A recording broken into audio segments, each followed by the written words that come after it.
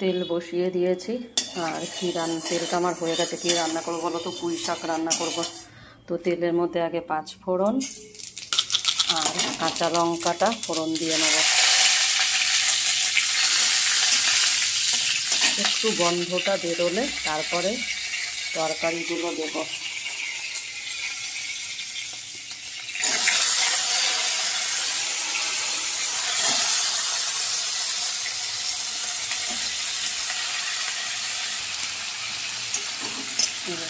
এটাকে ভাজা ভাজা করব।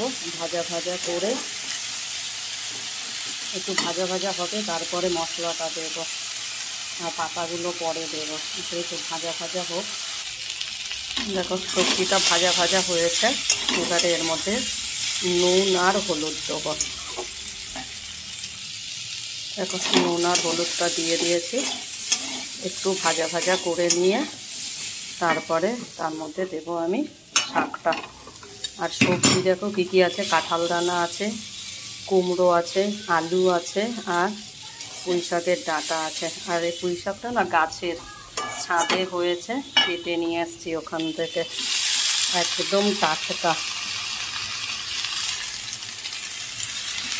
এই শাকটা দিয়ে দিলাম।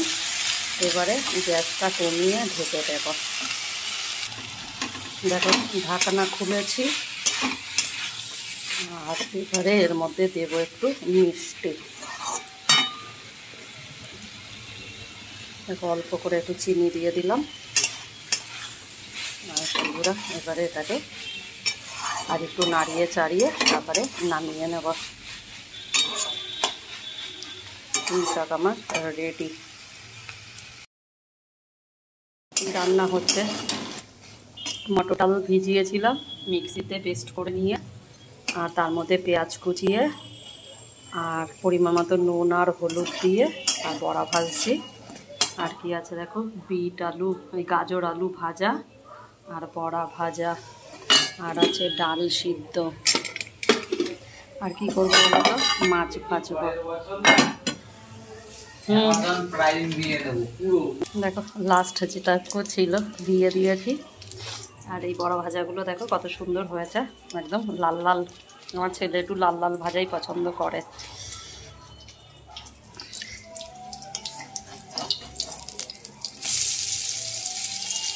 আর এই বড়া ভাজা আলু দিয়ে তরকারি করলে দারুণ লাগে, কিন্তু ছেলে আমার খায় না।